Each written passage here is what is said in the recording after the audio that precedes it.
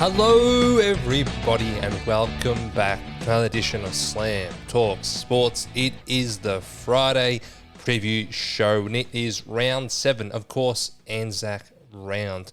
There was a big game that just finished over at the MCG. I'll talk you through it just in a second. But first, I want to just say I'm excited. It is time for the biggest home and away footy game of the season. Essendon taking on Collingwood at the G tomorrow afternoon. We'll preview that one and the big night game, the Len Hall tribute game over in Perth in just a second.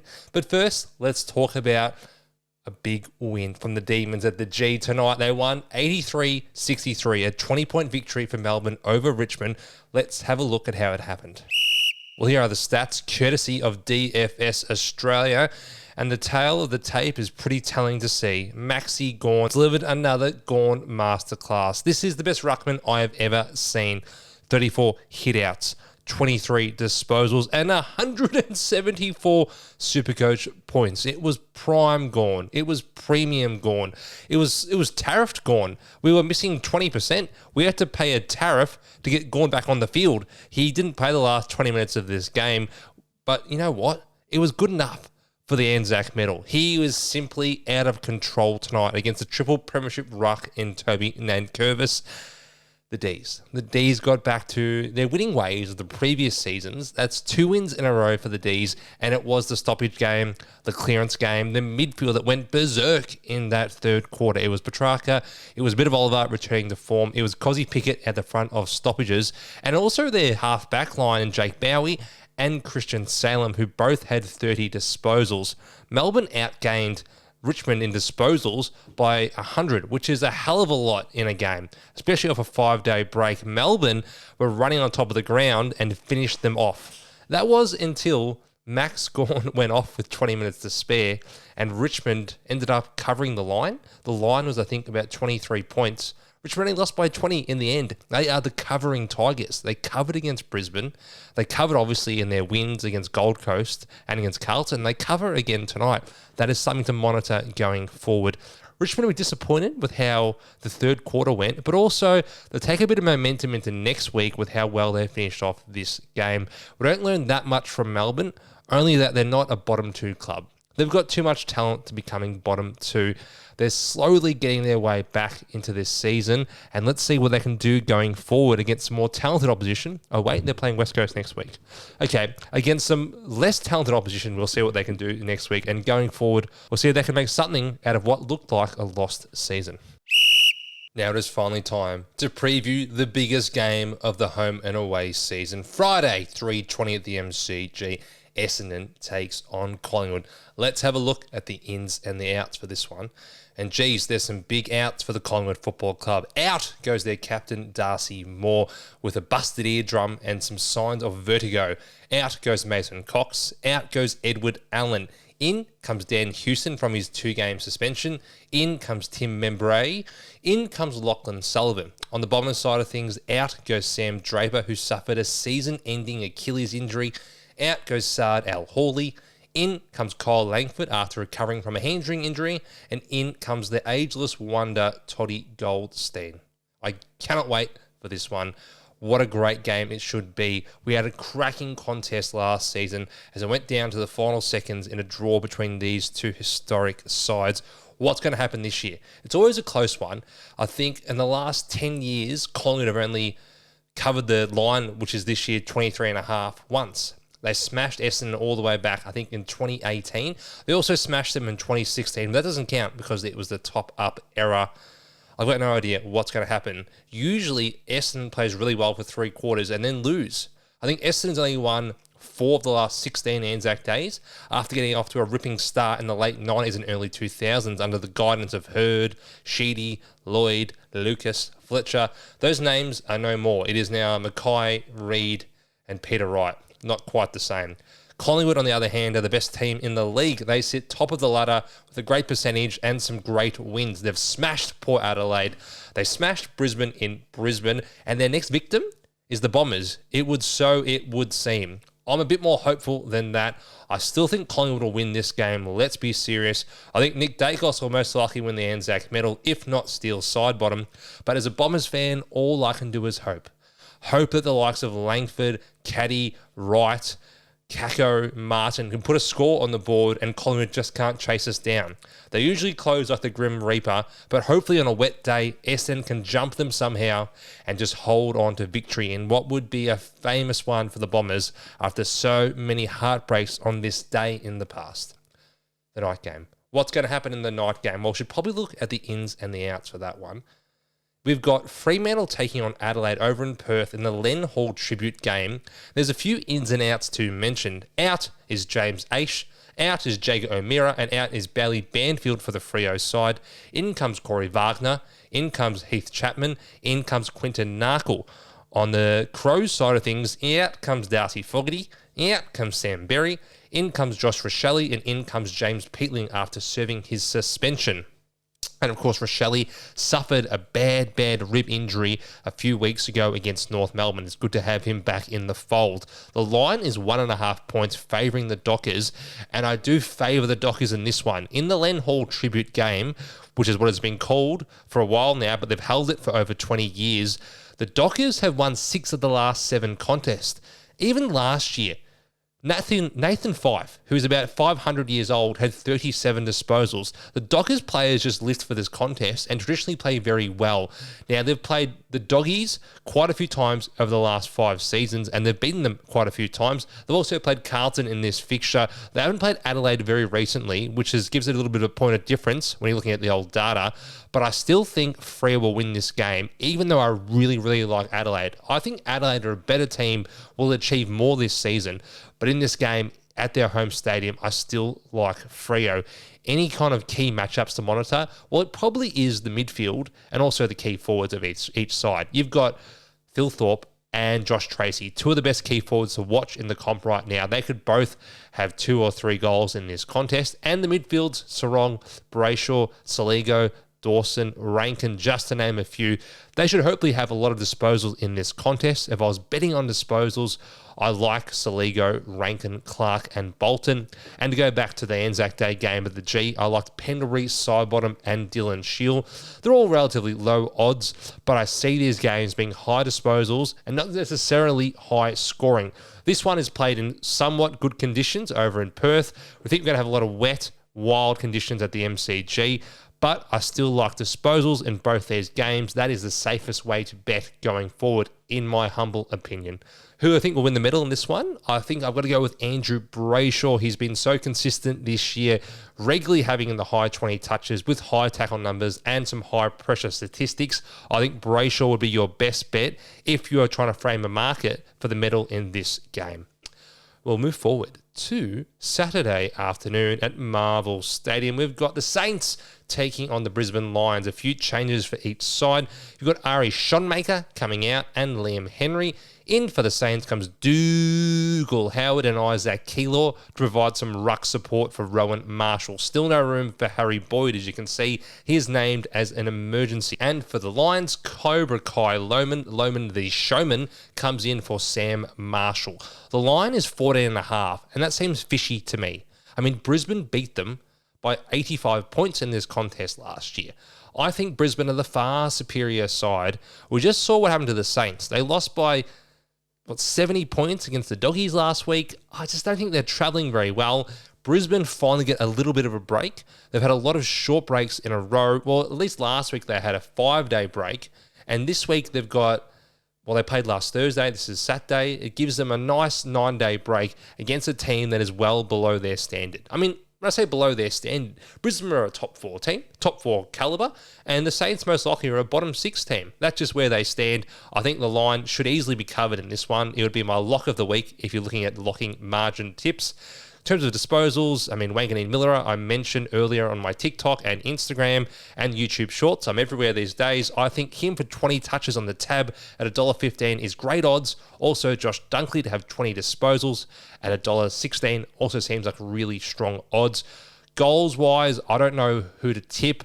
I mean, Charlie Cameron kicked 2 in the contest last year. He's been down on form.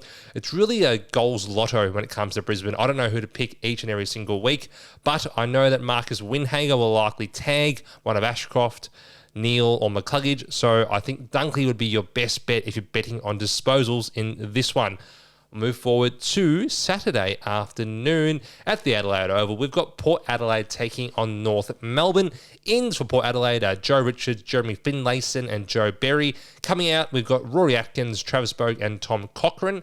Ins for North Melbourne, Callan Dawson, Jackson Archer and Riley Hardiman. Out goes Aidan Corr, Griffin Logue and Zach Fisher. While Alistair Clarkson's made some big moves at the selection table and he's made some big statements. Aidan Corr, Griffin Logue, both recruited on big contracts to come to this club to hold up their defence, have been dropped in the wake of another embarrassing loss to Carlton, and Zach Fisher suffered an injury during that game.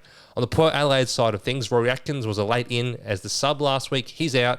Travis Bogue, after game number 5,000, has earned himself a rest, and Tommy Cochrane has a stress fracture and will miss quite a few months. The line for this one is 39.5 points. Do I trust Port to cover that line? I'm not 100% certain. I know they smashed Richmond at home, and I think similar profile right now, North are to Richmond, but surely they got to get better, North. They can't just go out there and lose by 10 goals and say, oh, we'll roll over next week as well. What are we doing? You've got to be better at the contest. That is your strength. You've got to find a way to make this defense a bit more energized. Find a way to have them just commit to playing on their man. We saw it in the last quarter last week. The goals were flowing like it was tributaries into the River Nile. What was going on? North gave up. I mean, to say it simply, they gave up in this contest. We need to see a lot better effort this week because effort is something that can be brought. It can be changed week to week, but the mental psyche, whether to bring that, that's not something you can just snap your fingers and it will appear. I need to see a much better effort from North. Will they win? God, no. Will Port's players like Rosie and Butters and Horne-Francis probably have a field day? Sure, they probably will. Jason Horne-Francis against his former club has something to prove. I don't know what the point is, but he wants to teach it to North Melbourne. And you know what? Jason Horne-Francis has not played against North Melbourne in Victoria since his trade from North Melbourne. Is that the AFL trying to protect him from what would be one of the most torrential rains of boos you've seen at an AFL field? I don't know. But as a fan of the sport, I'd still like to see it. Port should win this one. It is Kane Farrell's 100th game. And Luke Parker plays game 300. What a tremendous player he's been. A premiership player for Sydney back in 2012. A multiple-time All-Australian. He can hopefully get North a bit closer to victory in this one. He's been such a wonderful servant for Sydney and is still putting up good footy for the North Melbourne Kangaroos. Kanga, roos, lose. Sorry, Kanga, lose. No, Kanga, roos. You better show up for this one or else I'll be walking my Labradoodle at this time. Next game, we move forward. It is over. And Manuka over the nation's capital 1 week before the election. We get to see the most popular man in Australia, and it is Marcus Bontempelli, footballing Jesus to many. The Doggies. They have a few ins and outs, though. Before we talk about the election and become this political podcast, out goes Liam Jones, out goes Lockie McNeil, and out goes Sam Darcy. In comes Jed Busslinger. In comes Lathan Vandermeer, and in comes James Harms. For the Giants, out goes Callum M. Brown, not to be confused with the former Hawthorn and Collingwood player who took a photo with me outside Billboard's nightclub about 10 years ago. And, of course, in comes Jesse Hogan.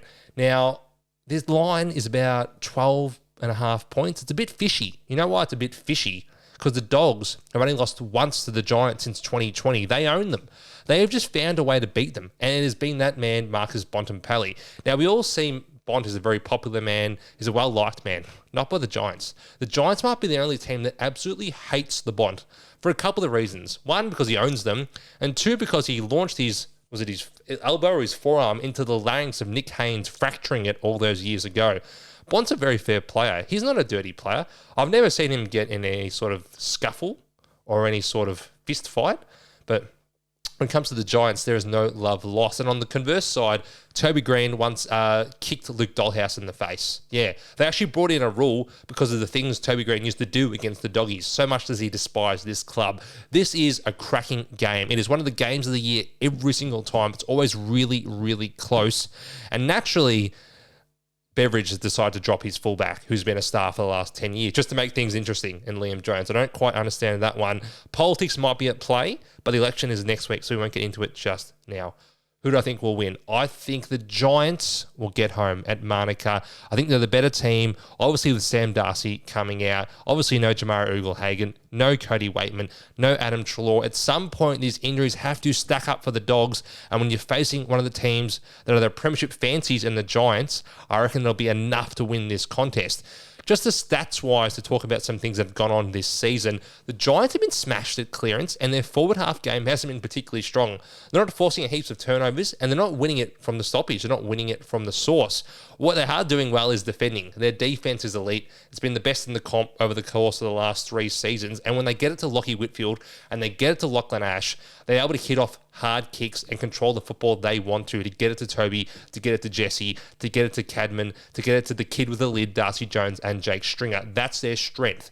Can they win enough of the ball at the guts to win this contest, though? You've got Bont, you've got Libba, you've got Kennedy, you've got Sanders, you've got Richards. That's a tough midfield to deal with. I cannot wait to see this one play out on Saturday night, but I do think the Giants will win this game.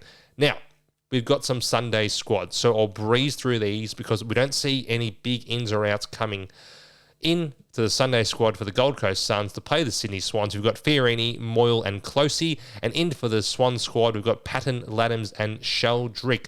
The line for this one, I think, is 11.5 points the Gold Coast Suns' favour, and I would be taking that. I think the Gold Coast Suns just had a slight blip, a mulligan, if you like golf, against the Richmond Tigers last week, and they're playing good footy, the Suns. Their midfield is up and running, and the Swans' midfield has been disastrous this year. Outside Isaac Heaney, who's been okay, who's having a good season for the Swans? Chad Warner is playing predominantly as a half forward. He's not having a great impact. Obviously, their forward game is completely disrupted by the fact that Amadi is now injured, Papley is injured, Logan McDonald's coming back from an injury, and Tom McCartan, who's a fullback, is playing full forward. Yeah, that'll do it. Yeah, that'll do the trick. Yeah, that should do it. That will make sure you don't score any single goals every single week. I still like the Suns. No big injuries really for the Suns. Get Ben Long and Ben King humming up from the goal square, taking marks on the lead. It'll be very hard to stop if Anderson and Rao can hit those targets. I see the team sheet here, and Bailey Humphrey is named on ball. What a lie. What a terrible, terrible lie. Children, don't believe anything Damien Hardwick says, particularly when it comes to Bailey Humphrey, only when it comes to Sam Flanders. I think the Suns will get home in this one. And the big issue for mine with the Swans is they can't win any contest in the forward half, as I've mentioned. Look at their forward line. Is it Isaac Heaney that goes forward? Is it one of the best one-on-one players in the competition who can help swing this contest? He went to become a full-fledged midfielder last year. He was brilliant, one of the best players in the comp. So he's need to go forward. I think David King flagged this on first crack. I'm also flagging it as well. They need something different in the forward half, and could it be Isaac Heaney? They've got enough good kicks of the football still. Bice, Roberts, Chad Warner. They just need someone who can take a mark in the front half, win a few one-on-ones, and provide a little bit of magic to help stir up this season for Sydney. Move forward to Sunday afternoon at the MCG. This is a cracking game. Carlton take on Geelong. Now, the only out we know for certain for Geelong is Brian Mayers, who was concussed at the hands of Connor Nash on Easter Monday football. Likely in, unsure at this stage. It might be the youngster in Jai Clark or the veteran in Mitch Duncan.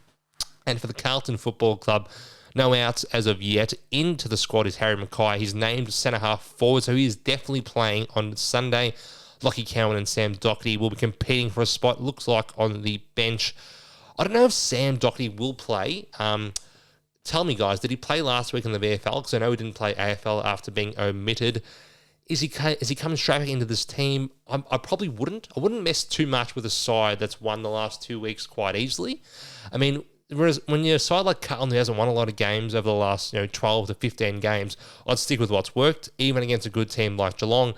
And on the Geelong side of things, you're playing so well. Your defensive pressure all over the ground has been marvellous. You're forcing turnovers. Your dual ruck strategy of Reece Stanley and Mark Blicavs has worked so well for the last couple of seasons. You throw in a Sammy De Koning, you've got 3 ruckmen who can really stretch any side. I know Tom De Koning has been fantastic this year, but a solo ruckman with a little bit of help from Harry Mackay will be hard to match up against when you got Geelong employing 3 ruckmen on every single inch of the MCG turf, stretching you to the end of your life's belief for 4 quarters. I still think Cats, even at 10.5 points, will cover in this one. They're the better, more mature, and more composed, I would say. Yeah, their composure in the back half is far greater than Carlton's. When Carlton get a bit of pressure on their players, they tend to make pretty poor mistakes that Geelong just don't make under the guidance of Lawson Humphries and Tom Stewart.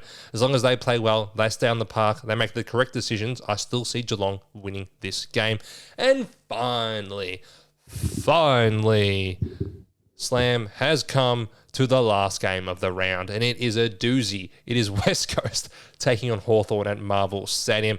I might go with my great friend Marcus from Hawthorn to see Hawthorn try and cover the line of 56.5 points. Jeez, that is a massive one, but probably fair enough when you consider the talent disparity between these two sides. Out for Hawthorn is Connor Nash, serving a 4-game suspension for punching Brian Myers in the face. Yeah, that'll do it. And in comes, I think, the pencil, Henry Huss-Waite, who has been forced to ply his trade off a half-back line in the VFL in the midfield. It is finally time for the pencil to get his gig at the top level. For the Eagles, out goes Harry Edwards and out goes Tim Kelly with another injury in potentially Tom Cole, Tyler Brockman, Noah Long or Sandy Brock, but definitely will be their captain, Oscar Allen. What's going to happen in this one? Well, most likely, Hawthorn will rack up a bunch of touches through James Warple and Jai Newcomb, and Lloyd Meek will dominate the ruck contest against Matthew Flynn, and the ball will get to Dylan Moore, it'll get to Chol, it'll get to Gunston, it'll get to Nick Watson, and they'll probably score 130 points under the lid of Marvel Stadium. That's what's most likely going to happen. If West Coast can somehow find a way to stay in the contest for the first half, that would be respectable. But at some point, Hawkball will take over, and that margin might be in danger. I wouldn't be betting Hawks win by 10 goals, but certainly they will win. They're $1.04 heads ahead. Wouldn't be betting on too many disposals on this one. I mean, Warple and Newcomb for sure. They'd be the only two I would like touches-wise until I see a proper market. I just worry that, similar to tonight's game, players might start getting managed. I mean, Max Gawn didn't play the last 15 minutes. Melbourne went into Hollywood mode. I mean, for the Hawks, that might work, but for Melbourne, it didn't work. They took their foot off the gas, and ultimately, a lot of their players didn't reach top disposals or top goals value that they could have because the game was out of hand. I could see this game being out of hand early in the third quarter, and Hawks just manage their plays, or I might be completely wrong, and they go for their throats and try and end any sort of career that Andrew McWalter has by beating them by 5,000 points at Marvel Stadium. That's it for the preview. Those are the ins and outs. Those are the teams if you haven't heard them. I hope you enjoy your Anzac Day weekend and most importantly, commemorate what is such a special day on the footy calendar, but also the Australian and New Zealand calendar as we pay tribute and commemorate the brave men and women who lost their lives over in Gallipoli and over the course of the wars. Love you all. We'll see you next week on Slam Talk Sports. And please, can the Bombers finally win a game on Anzac Day and not make it all about David Zaharakis for the next 30 years? Okay, so that was 2009, guys. It's time to move on. It is time to create new memories, and they start, hopefully, tomorrow. We'll see you all next week.